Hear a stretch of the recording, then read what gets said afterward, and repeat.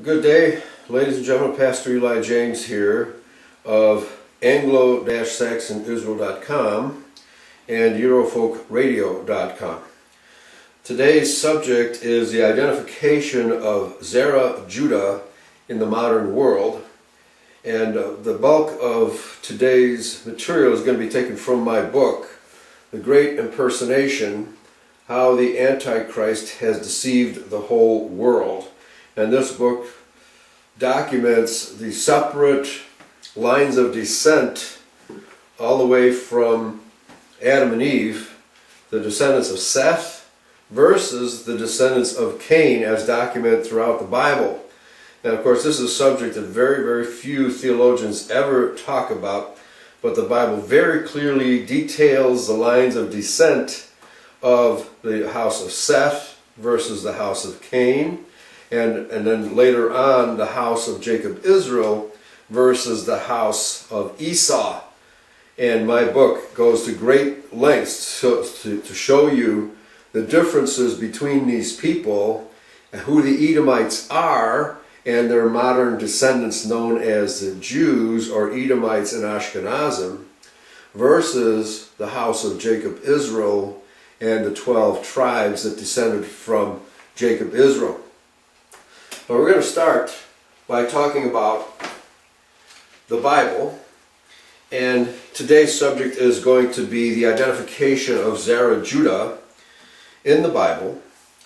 And Zerah was the brother of Pharez, both the sons of Judah and Tamar, as explained in Genesis chapter 38. The thing that we have to understand is that the Zerahites, that is the descendants of Zarah Judah, did not accompany the Israelites and Moses on the Exodus. They did not participate in the Exodus, and they actually migrated north of Egypt because they did not want to be slaves, and because Zerah, being the younger brother of Pharez, there was a dispute between Zerah and Pharez as to who is the older brother, who would get the double inheritance, and who would be the heir of the scepter. And so what we see is Zerah and his descendants, plus a bunch of other tribes, including the tribe of Dan, accompanied Zerah across the Mediterranean Ocean. They simply escaped from Egypt and settled in colonies in the northern part of the Mediterranean Sea, which would include the Trojans, the Romans, and many others, which I'll detail in this discussion here.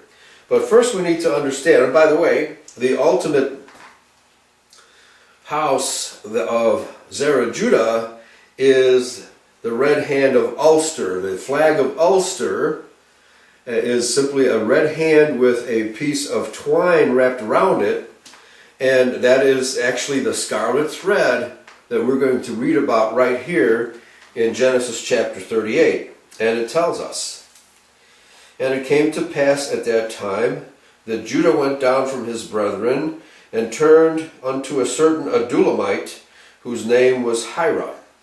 And Judah saw there a daughter of a certain Canaanite, whose name was Shua. And he took her and went in unto her, and she conceived and bare a son." And this is the story of the 3 sons of Judah by this Canaanite woman, whose name was Shua. And they were Er, Onan, and Shelah.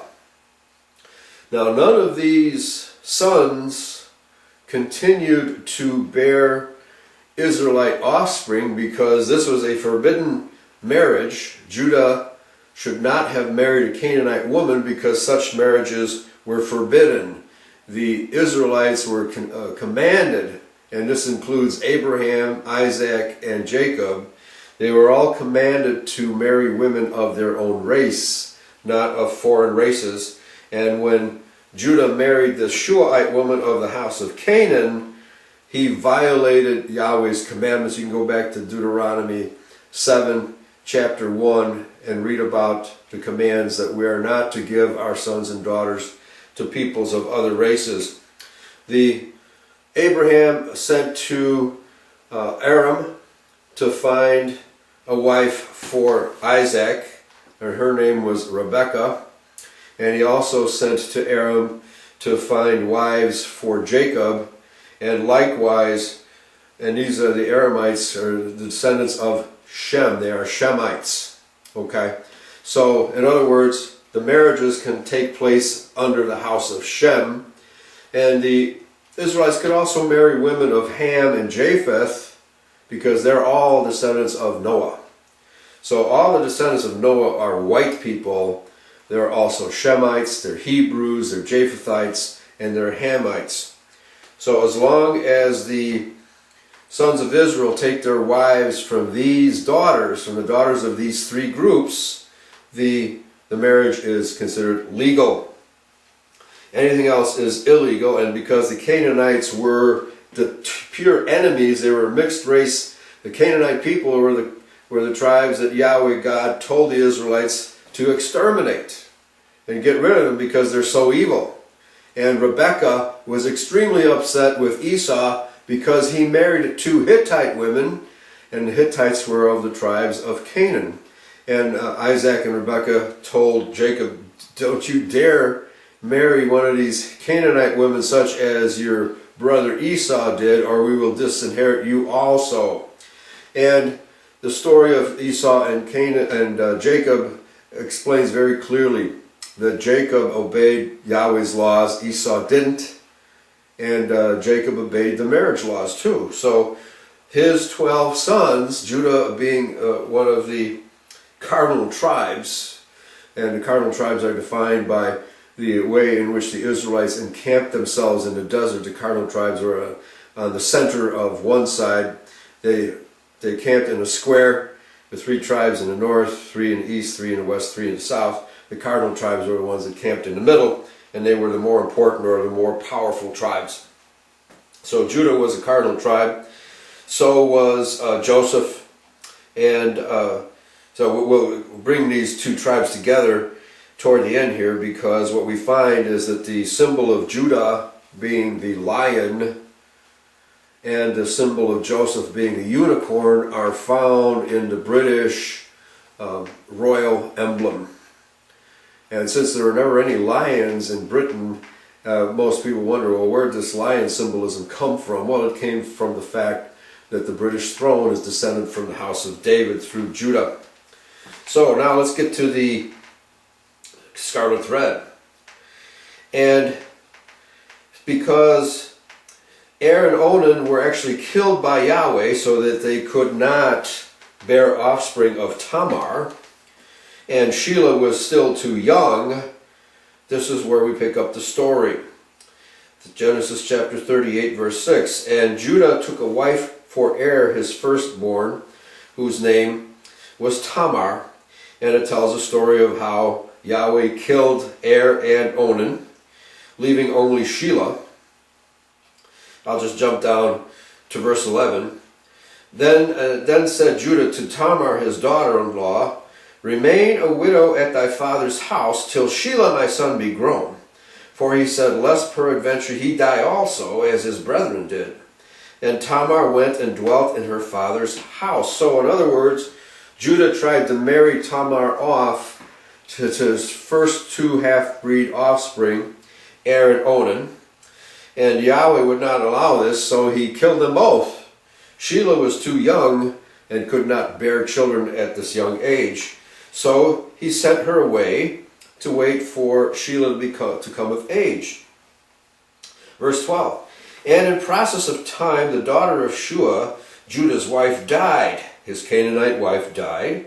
And Judah was comforted, and went up into his sheep shears to Timnath, he and his friend Hira the Adullamite. And it was told Tamar, saying, "Behold, thy father-in-law goeth up to Timnath to shear his sheep." Verse 14. And she put her widow's garments off from her, and covered her with a veil, and wrapped herself, and sat in an open place, which is by the way to Timnath, for she saw that Shelah was grown, and she was not given unto him to wife. Verse 15.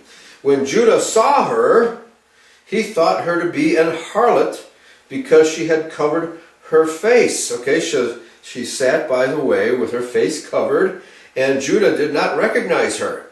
Verse 16, and he turned unto her by the way, and said, Go, I pray thee, let me come in unto thee. For he knew not that this was his daughter-in-law, that he knew not that this was Tamar.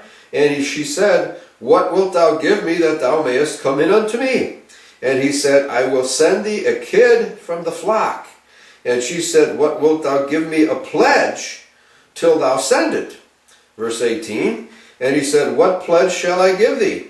And she said, Thy signet, thy bracelets, and thy staff that is in thine hand. And he gave it her, and came in unto her, and she conceived by him. So, Tamar, being a purebred Shemite, now was impregnated by Judah. This was a racially legal covenant, and that's a covenant when an Israelite man conceived by an Israelite woman, or by a Shemitic woman, or by an Adamic woman, that covenant is legal.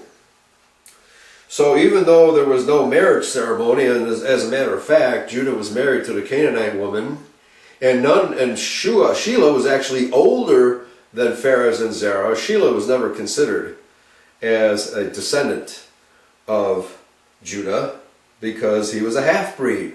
Half-breeds are not permitted into the line of descent or into the congregation. They always have to remain outside of the congregation. And this is confirmed in Deuteronomy 23 verse 2, where it says, No mamzer. King James translates that as bastard. No bastard shall enter the house of Yahweh. However, if you look up that word bastard, it means mamzer is the Hebrew, and mamzer means a half-breed, a non-Israelite. So no mamzer can enter the house of Yahweh. And so Yahweh actually set this up because his marriage to the Canaanite woman, Shua, was illegal, and because Judah was in the wrong mindset and was actually obviously rebelling against his heritage here, Yahweh set things up so that he could bear pure race offspring, namely Pharez and Zerah. And so let's continue. So he impregnated her, okay? And she arose and went away and laid by her veil from her and put on the garments of her widowhood. And Judah sent the kid by the hand of his friend, the Adulamite, to receive his pledge from the woman's hand. But he found her not. Then he asked the men of that place, saying, Where is the harlot that was openly by the wayside? And they said, There was no harlot in this place. We don't know of any prostitute. Verse 22, And he returned to Judah and said, I cannot find her. And also the men of the place said that there was no harlot in this place. So at this point, Judah must have been thinking to himself, I've been robbed. I've been robbed. This woman tricked me, and I gave her my bracelet, my staff, and my signet, which had to have been worth a lot of money in those days, especially for a single woman who had no family, who was going to support this woman. So he must have figured, she tricked me into giving her all this valuable stuff.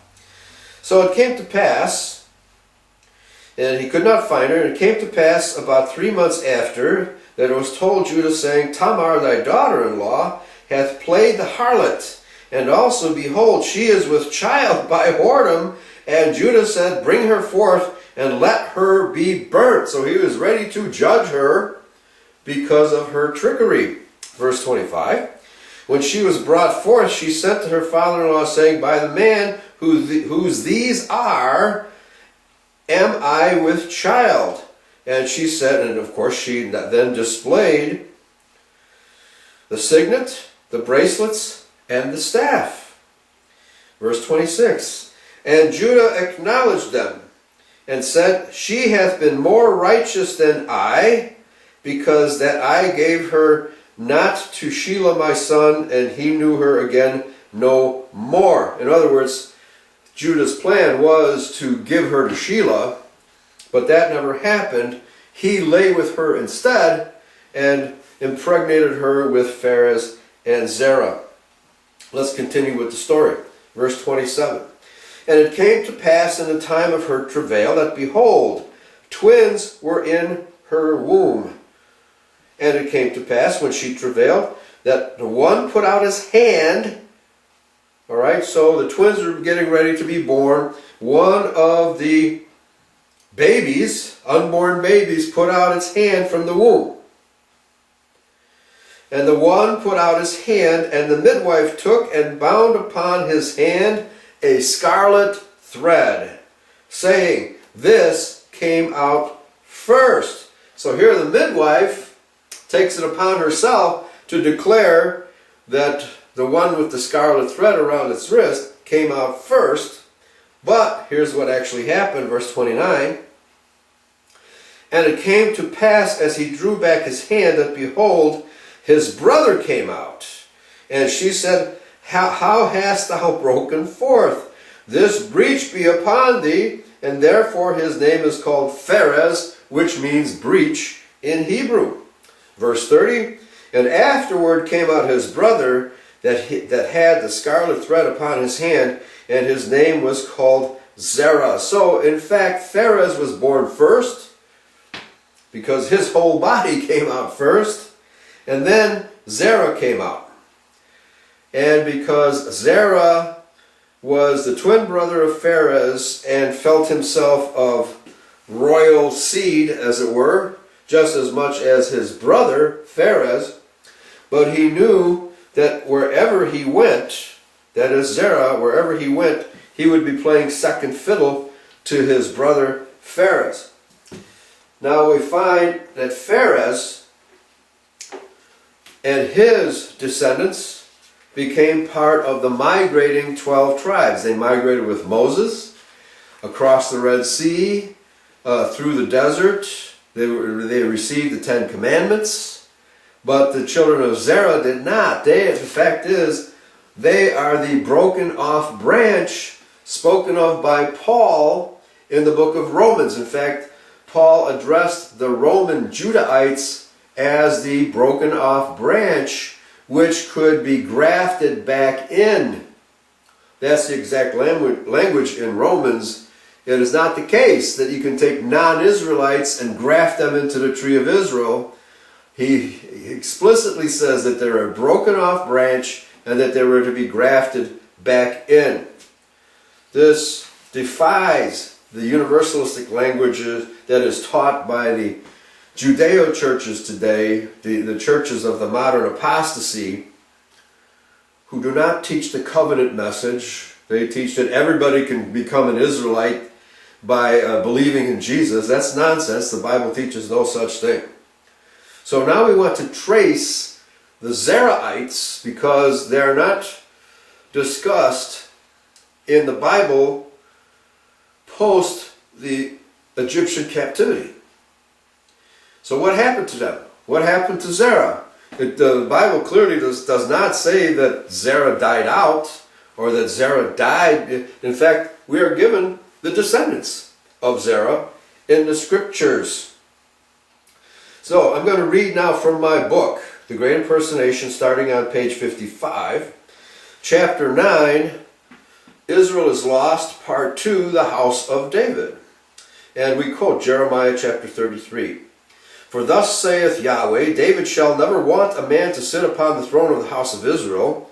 Thus saith Yahweh, if ye can break my covenant of the day and my covenant of the night, and that there should not be day and night in their season, then may also my covenant be broken with David my servant, that he should not have a son to reign upon his throne. So Jeremiah is telling us, as long as there's day and night, there will be a descendant of David upon a throne of the earth. This is clearly what the Bible is telling us. Yet we find that the Jews do not occupy any thrones anywhere. What we do find is that the descendants of David can be found in the various dynasties of the European kings and queens, such as the British throne, the Swedish throne, Danish throne, the Russian throne, the Tsars, the Kaisers of Germany, who are all, by the way, related to each other. These people are all descended from King David. We can trace their descent directly back to King David. In fact, Queen Victoria of Britain actually understood this and had her lineage traced back to King David. So these people know that this prophecy in Jeremiah has been fulfilled in them. However, the Judeo churches do not teach anything about this. And because the Judeo-Christians, the apostate Christians, falsely believe the Jews to be the Israelites of the Bible, they have no choice but to say, okay, well, the Bible must be false. These prophecies must be false, because they falsely believe the Jews to be Israel, or the Jews to be Judah. And the Jews have no record of sitting on any throne anywhere. This is just one of the marks of Israel, which proves to us that the Jews cannot possibly be Israel. They are in fact Edomites, Canaanites, and Khazars, and have no connection with scriptural Israel, or true genetic connection, historical connection, or ethnic connection at all, or religious connection either, to the Israelites of the Bible. Their religion, Judaism, was actually created from 125 BC to about 70 AD, when the Edomites under Herod created the Pharisees and made the Pharisees the ruling sect. And these were Edomites, folks. They were not Israelites. And it was because the Pharisees were Edomites, not Israelites, that they put Jesus Christ, the direct descendant of Judah and David, on the cross and assassinated him. That's why they killed him, not for any other reason than that they were Edomites and he was an Israelite, and they had no share in the covenant of Israel in any case. So that's why they wanted to kill him. That's why they did kill him, because they had taken the nation of Judah away from the house of Judah, using the Roman army under Herod to invade Jerusalem and forcibly take the kingdom of Judah away from the Judahites and reign in the stead of the Judahites. This is Herod being the very first Edomite king to reign over the combined nation of Judah and Iberia. So let's start from page 55. For some rather astounding, not to mention exciting history, let us return for a moment to Israel's captivity in Egypt immediately before the Exodus, which is around 1486 BC. We know from 1 Chronicles 2:6 that Judah, the son of Jacob Israel, had 5 sons: Er, Onan, Shelah, Pharez, and Zerah. The first 3 respectively were sons by a Canaanite woman, but the latter 2 were true Israelites. Pharez, in turn, bore the sons Hezron and Hamel, and Zerah bore 5 sons: Zimri, Ethan, Heman, Calcol, and Dara. So we are given in Scripture the record of Pharez bearing 5, Zerah bearing 5 sons: Zimri, Ethan, Heman, Calcol, and Dara. Although the Bible does not tell us the exploits of these sons of Judah, there is some secular history available to us which is pertinent to our subject. E. Raymond Capt, in his book Jacob's Pillar, informs us of the following. Quote, an examination of some of the historical clues reveals that Darda, the Egyptian son of Zerah, was Dardanus, the Egyptian founder of Troy. Now, quote-unquote Egyptian, because he was in fact an Israelite of the house of Judah who had migrated up to Troy. He's called an Egyptian because he came from Egypt. Does not mean he was racially an Egyptian. He was racially a Hebrew, a descendant of Judah and Tamar, just like his brother Pharez. So Darda, or Dara in the scripture, was the founder of Troy. Troy being therefore a Judahite enclave or a Judahite colony. Hecataeus therefore tells us that the Egyptians, formerly being troubled by calamities, in order that the divine wrath might be averted, expelled all the aliens gathered together in Egypt. Of these, some under the leaders Danis and Cadmus migrated to Greece. This is Fragmenta Historicum by Muller, Volume 2, pages 385, copied from the works of Hecataeus of Abdera, a 4th century BC Greek historian. So we see from the contemporary historians, or I should say later historians from Greece, from Turkey, from Rome, etc., and even from Britain, we find that we can trace the descendants of Zarah Judah. So here it says they escaped, and all we can conclude is that Zerah, and I discussed this previously, that Zerah, considering himself to be of royal blood, did not want to compete with his brother for the throne, so he left Egypt with probably some people of the tribe of Dan, and this is probably leader Danis, and others, Danis and Cadmus, so members of the tribe of Dan, migrated with Zarah Judah, and other members of the tribe of Dan stayed with, and probably Dan himself, stayed with the 12 tribes and with Pharez, from whom David descended. Now, so these aliens being discussed are in fact Israelites. Okay? There may have been other tribes of people held in captivity by the Egyptians, but we're talking here specifically about the Israelites and their exploits after being expelled or by voluntarily leaving because they did not want to be slaves of the Egyptians. They found boats and they crossed the Mediterranean and settled on the north coast of the Mediterranean.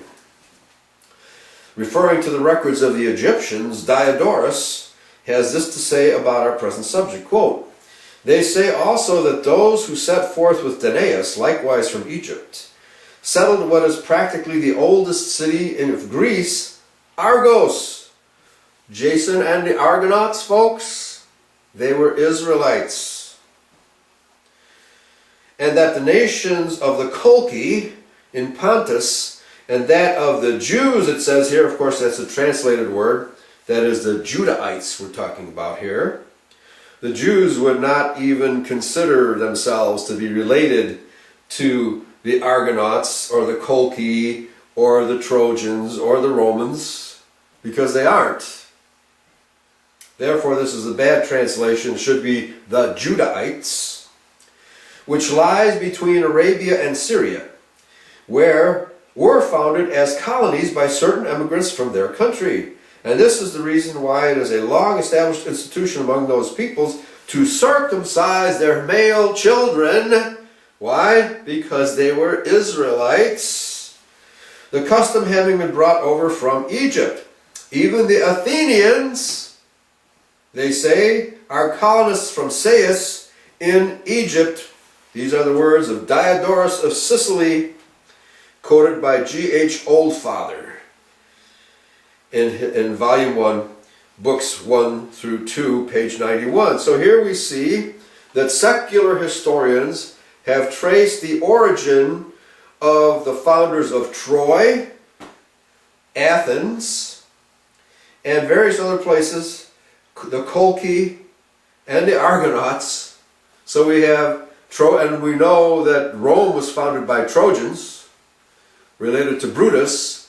But Brutus, however, moved on and eventually settled in Caer Troy. Caer Troy later changed to the name of London. So we know that Britain, Rome, the Argonauts, the Trojans, and the Athenians, now we have documentation that all of these nations were founded by Israelites descended from Zarah Judah or affiliated with Zarah Judah. Cap continues on page 24, quote, "The descendants of Darda ruled ancient Troy for some hundreds of years until the city was destroyed in the famous siege of Troy, which everybody knows about, but very few people knows that these Trojans were in fact Israelites. Of Zarah Judah, Aeneas, the last of the royal bloodline of Zarah Judah, collected the remnants of his nation and traveled with them to Italy. There he married the daughter of Latinus, the king of the Latins, and subsequently founded the great Roman Empire. So here we see that the Roman Empire was also founded by Israelites, Judahites, of the house of Zarah Judah. Now it's quite possible here that that King Latinus was a Japhethite, because we know that the descendants of Japheth settled in this area long before any Israelites got there. So we can say that both the Greeks and the Latins, their origin was in Japheth. However, when the Israelites migrated over to Greek and Latin territory, they conquered that territory and became the rulers over the Japhethites, which is a fulfillment of the prophecy way back in Genesis 6 and 7 that says that Japheth shall dwell in the tents of Shem. In other words, the Shemites would rule over and build the civilizations in which the Japhethites dwell. Okay? So, and that even includes Russia, because we find that the Tsars of Russia, being descendants of David and therefore Shemites, ruled over a vast Slavic nation, namely Russia. The Slavs being descendants of Japheth. So we see the Bible is true, every man's a liar, and if you understand history, you can see all these prophecies being fulfilled in our ancestors. So, we see that Darda founded Rome. Aeneas' son or grandson Brutus, with a large party of Trojans, migrated to Malta, and there was advised to reestablish his people in the Great White Island, an early name for Britain due to its chalk cliffs, the White Cliffs of Dover. This advice is recorded in an archaic Greek form on the Temple of Diana in Caer Troy, which is New Troy. A historic stone still stands in the town of Totnes on the shores of Tor Bay, commemorating his coming circa 1103 BC. Brutus then made contact with his kindred blood in Britain and built for himself a new capital city, to which he gave the name Caer Troia or New Troy. The Romans later called it Londinium, now known as London. So we can see that the British Empire, namely beginning with England of course, was actually founded by an Israelite descendant of Zarah Judah. Quoting from a book of Welsh bardic literature, the Welsh Brutes, Cap relates the story of the founding of the city of London. The text states, quote, "At this time Beli the priest ruled in Judea, and the Ark of the Covenant was in captivity to the Philistines." Cap equates Beli with Eli of 1 Samuel 1, or 1 Samuel 1. This seems reasonable. After all, you might say, what did the early Britons know of or care about the Ark of the Covenant? The ancient literature, when thoroughly perused, reveals that the founders of Britain were well aware of their Israelite heritage and kept in touch with it even down to the days of Paul and after. In fact, it's quite possible and likely that Joshua also made a trip to Britain, because Joshua was a builder of henges, and it's also quite possible that Joshua was responsible for building Stonehenge. Only with the beginning of the Dark Ages was this heritage, the knowledge of the British people of their Israelite heritage. Only with the beginning of the Dark Ages, and this is where the Catholics invaded Britain and replaced Celtic Zarah Judah heritage with Catholic heritage, with the Catholic Church actually being the Antichrist church of its time. Having nothing to do with the covenant people, the Catholic Church is a Laodicean church, a church which imposes itself by force upon the Christian people. As you all know, the history of the Catholic Church is one of great great violence and conquering by the sword and converting by the sword. Catholic churches claim to being the true descendant of Peter and the Israelites of the Bible is totally bogus. There is no line of descent from the popes through Peter to the popes, none whatsoever. If by chance a Roman citizen became a pope and he were accidentally a descendant of Zarah Judah, then he could claim a relationship to Peter, but there is no demonstrable line of descent from Peter to any pope. That is a false claim made by the Catholic Church.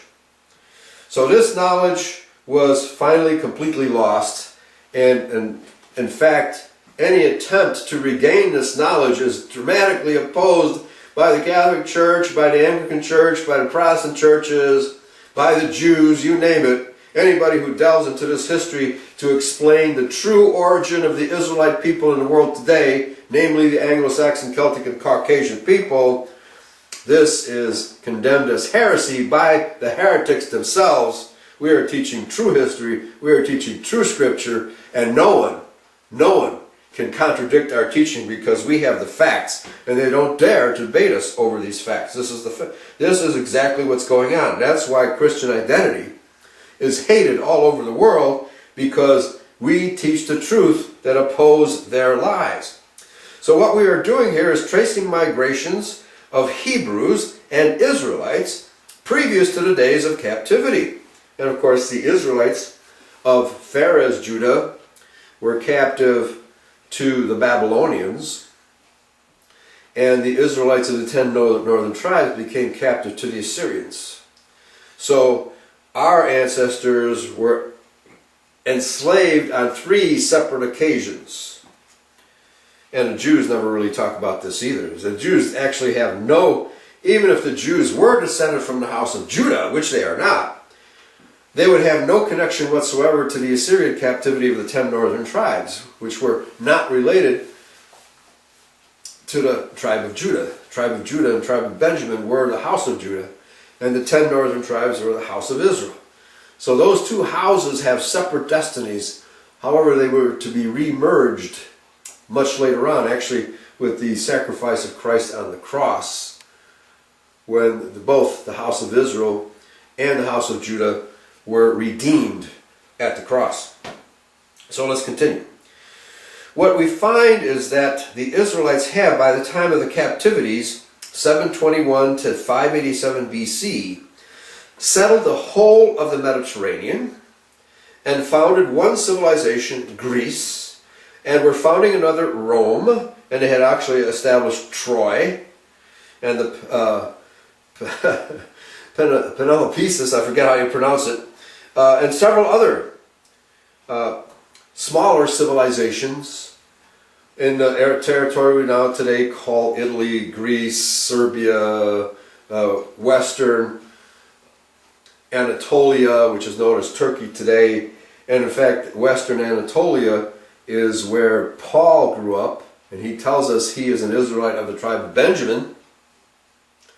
Penelopesis is the correct pronunciation, and etc. So we find, when we trace the historical records, that Zarah Judah was the founder of all of these greater and lesser civilizations of the northern Mediterranean. And quoting Cap once more, historical records tell of the westward migration of the descendants of Calcol along the shores of the Mediterranean Sea, establishing Iberian, that is Hebrew, trading settlements. One settlement, now called Saragossa in the Ebro Valley in Spain, was originally known as Saragossa, meaning the stronghold of Zerah. From Spain, they continued westward as far as Ireland.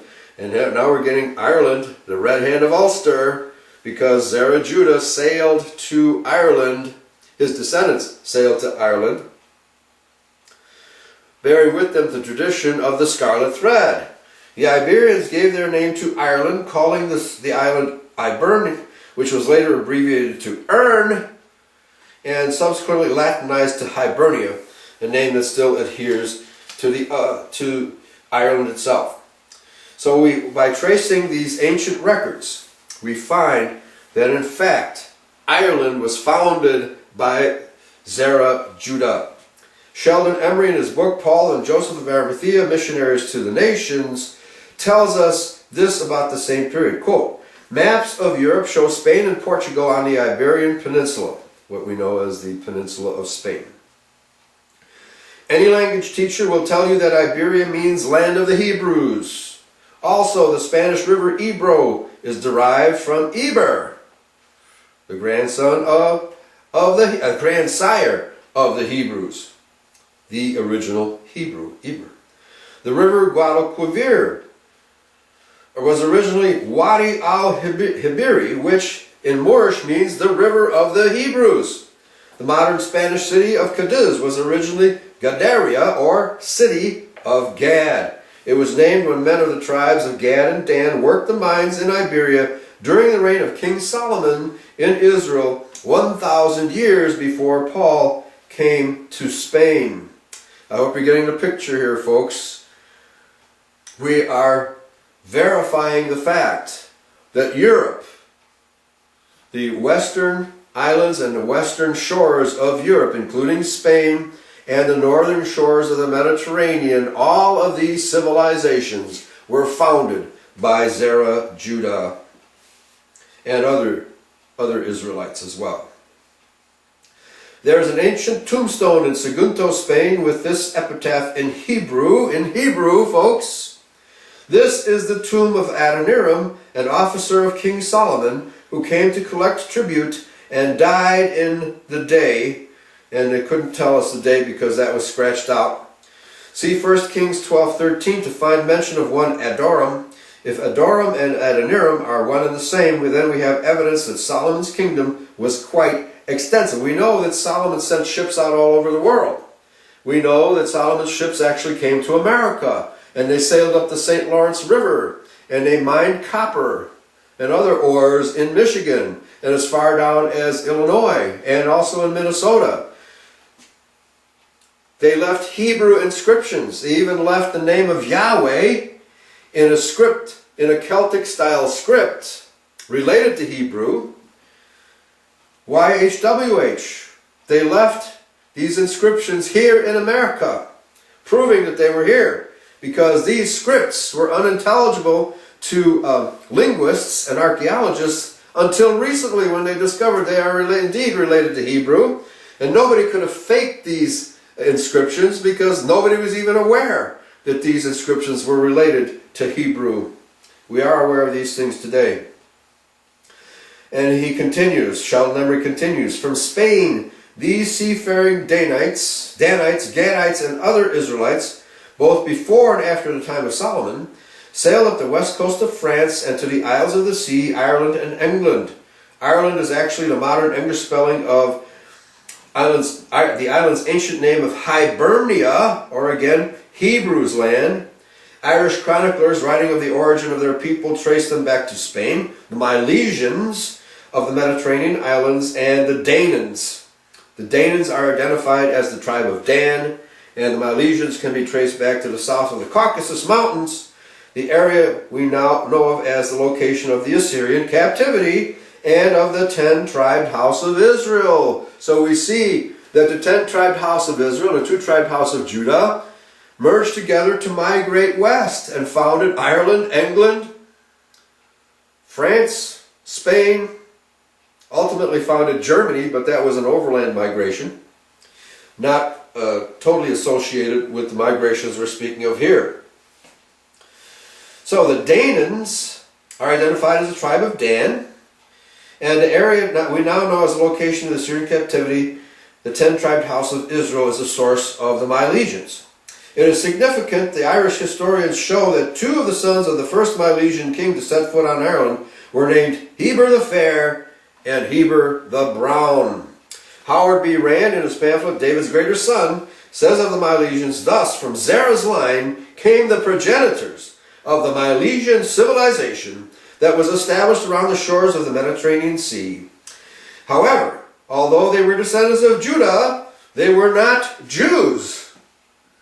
Well said, Mr. Rand. They were indeed not Jews, because the Jews do not identify themselves with any of the migrations except their own expulsion from Palestine by the Romans. By the way, the Romans were descended from Zarah Judah, and Paul predicts in Romans 16:20 that the Jews would be expelled by the Romans. Romans 16:20. Professor Totten, in his compilation entitled Our Race Series, tells us this: for if Dara, the Egyptian, son of Zerah, was Dardanus, the Egyptian founder of Troy, and Calcol was the Egyptian Cecrops, or Nile, and the contemporary founder of Athens and Thebes, and if Heman, the brother of Nile, was likewise the contemporary Egyptian Aganon, or as we know him, Agamemnon, who inherited Phoenicia, and if Mahol, son of Zerah, and the father of these famous Egyptians was Sitha, or Phoenicia Pharez, the Egyptian ancestor of the Milesians, whose records, full and complete, enable us to blend the whole into one continuous recital down to the present day. Surely we have means at hand in the Trojan, Grecian, and Milesian sources to continue out the record of the sacred chronicles and lend them greater reverence as we come to understand and prize them at their worth. That's Professor Totten, Our Race Series, Volume 4, page 165.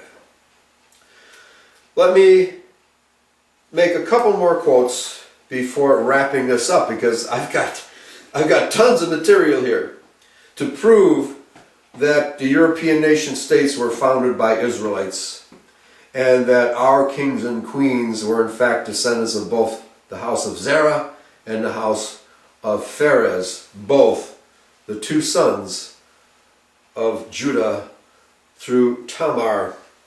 In Jacob's Pillar, Ray Capt summarizes the migratory situation for our clear understanding of who is who, stating that the Dedanan were the first to arrive in Ireland. This is the tribe of Dan. The Milesians arrived next around 1000 BC, invading and subjugating the Dedanan. Both the Dedanan and the Milesians were kinsmen, who long ages before had separated from the main Hebrew stem. Many historians today erroneously refer to these people as Celts and Gaels, whereas in fact they were only forerunners of the Celtic tribes that wound their several ways across Europe from the east, turbulently meeting and finally blending in amity and flowing onward in one great Gaelic stream into the islands of Britain. Again, Howard B. Rand in the Covenant People states, there is evidence from that the Spartans were Israelites. Their land, Lacedaemon, called also Laconi, from which we get the word laconic for short and sharp speech, which is Hebrew speech, very short, brief, simple declarative sentences, which Paul lacked because he grew up learning Greek rhetoric with multiple clauses, if, ands, and buts in all the sentences. Not the short, sharp speech of the Hebrews. The proverbial speech of Israel, and themselves called of old Lacedaemonians, are directly connected with Israel by two letters found in the first book of Maccabees, found in the Apocrypha. When the Judahites, under Maccabees, sent to ask the protection of Rome, their embassy called at Greece with letters to the Lacedaemonians. This is what the high priest wrote to those Grecians. Quote, Grecians, there were letters sent in times past to Onias, the high priest, for Darius, who reigned then among you, to signify that ye are our brethren, ye are our kinsmen. The Lacedaemonians are the kinsmen of the Judahites of Maccabees, which is, of course, the Apocrypha. And your original King James 1611 Bible did contain the Apocrypha, did contain 1st Maccabees and 2nd Maccabees. It's only in recent history, in the mid-1750s, that the Apocrypha were removed from the King James Version. He enclosed a copy of that earlier letter, which read, Arius, king of the Lacedaemonians, to Onias the high priest, greetings. It is found in writing that the Lacedaemonians and the Judahites are brethren, and that they are of the stock of Abraham. So you can see, ladies and gentlemen, that you have been told false history. The fact is that the Irish, the British, the original Spanish, even the original Portuguese, the Hollanders who were descended from the tribe of Zebulun, the Finns who are descended from the tribe of Issachar, the Germans who are descended from Pharez Judah, the Greeks, the Romans, the Lacedaemonians, the Spartans, the Trojans, all of these people are directly descended from the 12 tribes of Israel and have been led throughout history by the kings and queens of either Zarah Judah or Pharez Judah. We can document this unequivocally, and we have done so, and have done so in this book, The Great Impersonation, How the Antichrist Has Deceived the Whole World, by yours truly, Pastor Eli James. And what I have also done, to remind you, is that in this book I have documented the line of descent of Cain from Genesis 4 and of Seth from Genesis 5, and traced their separate and distinct lines of descent throughout history to the present day, showing that number one, the Jewish people are descended from the line of Cain through Esau, who married into the Canaanites. Then the Edomites, who were a branch of the Canaanites, who lived in the land of Iberia, just south of Judah. When those two nations were merged together under King John Hyrcanus, which was a violation of the law, something he was forbidden to do by Yahweh's law, he did it anyway. In other words, he invited Edomites into his country. These Edomites pursued a strategy of infiltration and subversion and sabotage. And as I said earlier, Herod and the Roman army invaded the city of Jerusalem, and it was the Roman army that installed Herod by force. Herod was not an Israelite. He was not a line of descent of Pharez Judah at all. He was an invader. He was a complete outsider. He was in fact an Edomite. And Herod the Edomite established the Pharisees, the Edomites and the Pharisees, in rulership over the true Judahites of Judea. And this is how the Jews began. They did not begin in ancient Israel in the Old Testament. They began actually in apocryphal times, in the days between the Old Testament and the New Testament. This is why the book of Matthew opens up with the line of descent of Jesus Christ, demonstrating that he is a descendant of Judah and David.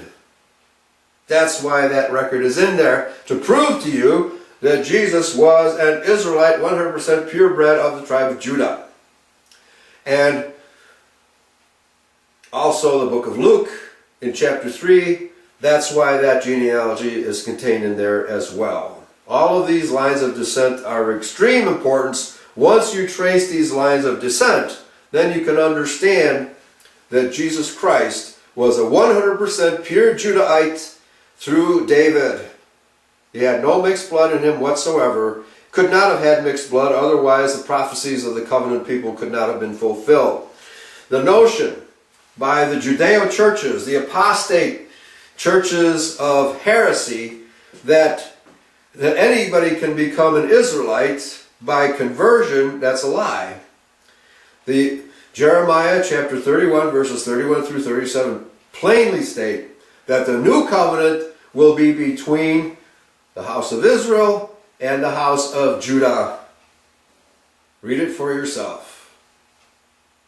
These are the facts. This is true history. This is true Bible scholarship, the like of which you will not get from any heretical Judeo-Christian denomination. You will only get this from Christian identity. We teach the covenant message, not the universalism and the heresies of the modernist churches. Thanks for listening.